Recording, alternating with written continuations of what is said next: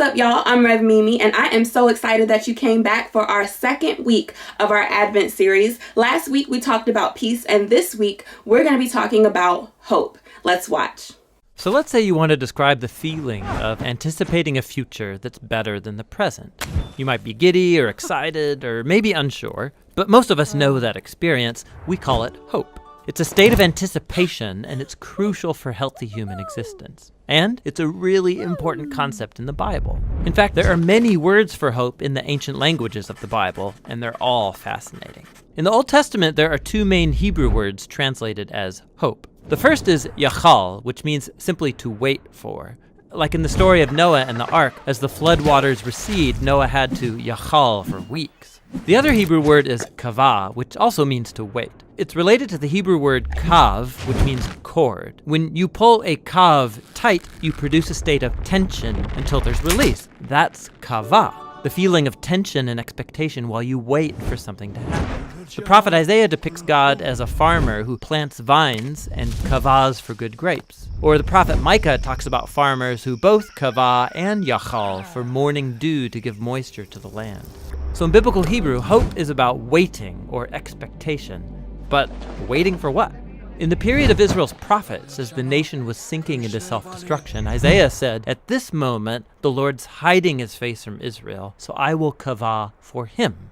The only hope Isaiah had in those dark days was the hope for God himself. You find this same notion of hope all over the book of Psalms, where these words appear over 40 times. In almost every case, what people are waiting for is God. Like in Psalm 130, the poet cries out from a pit of despair, "I kavah for the Lord, let Israel yachal for the Lord, because he's loyal and will redeem Israel from its sins." Biblical hope is based on a person, which makes it different from optimism. Optimism is about choosing to see in any situation how circumstances could work out for the best. But biblical hope is not focused on circumstances. In fact, hopeful people in the Bible often recognize there's no evidence things will get better, but you choose hope anyway. Like the prophet Hosea, he lived in a dark time when Israel was being oppressed by foreign empires, and he chose hope when he said God could turn this valley of trouble into a door of hope, like the day when Israel came up from the land of Egypt.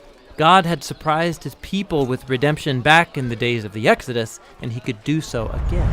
So it's God's past faithfulness that motivates hope for the future. You look forward by looking backward, trusting in nothing other than God's character. It's like the poet of Psalm 39 who says, "And now, O Lord, what else can I kavah for? You are my yachal." In the New Testament, the earliest followers of Jesus cultivated this similar habit of hope. They believed that Jesus' life, death, and resurrection was God's surprising response to our slavery to evil and death. The empty tomb opened up a new door of hope, and they used the Greek word elpis to describe this anticipation. The Apostle Peter said that Jesus' resurrection opened up a living hope, that people can be reborn, to become new and different kinds of humans. More than once, the Apostle Paul says the good news about Jesus announces the elpis of glory. In both cases, this elpis is based on a person, the risen Jesus, who has overcome death. And this hope wasn't just for humans. The apostles believed that what happened to Jesus in the resurrection was a foretaste of what God had planned for the whole universe. In Paul's words, it's a hope that creation itself will be liberated from slavery to corruption into freedom when God's children are glorified.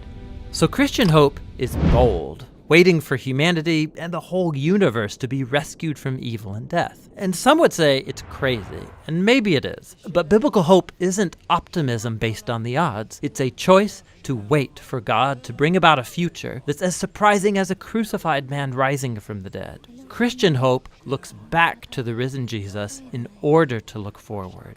And so we wait. That's what the biblical words for hope are all about.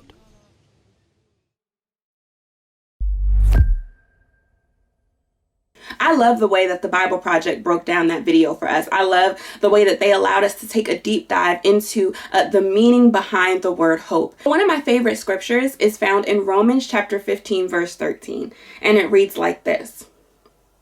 May the God of hope fill you with all joy and peace as you trust in him, so that you may overflow with hope by the power of the Holy Spirit. The reason I love that scripture is because it reminds us that our God is a God of hope. What does that mean to have a God who's a God of hope, a God who thought enough of you to ensure that it was part of your inheritance that you might receive hope by the power of the Holy Spirit, that we are created to be hopeful? Being reminded that our God is a God of hope hits differently in a season that has been filled with people who have lost hope, right? There have been so many things that people have endured over this past year, so many losses. So many people have lost their jobs and lost family members. People are struggling and suffering, and it can be so easy to lose hope. But the reason I love that scripture is because it reminds us that even if we lose our hope, because we serve a God who is a God of hope, because we serve a God who has gifted us with the Holy Spirit, our hope can be restored. We have the ability to have our hope restored. And I think that is a beautiful thing, to be able to know that even if I've lost hope, even if I've forgotten just how great and how glorious God is and what God is capable of doing, God has the capacity to restore my hope. And so it is my prayer that for every single person that's watching this, that your hope might be restored, that you might be reminded of the presence and the faithfulness of our God, and the fact that our God is indeed a God of hope. Listen, that's all that I have for you all today. Our next squad party will be a holiday squad party. I am super hyped. I hope that you will rock some Christmas nail. I'm gonna try to find some reindeer ears. So join us next Sunday at 7 o'clock. We're gonna have a great time, y'all. You do not want to miss it. And if you're not already on our email list, or if you just want more information, hit me up at revmimi@kingdom.global. Stay popping, y'all, and be blessed.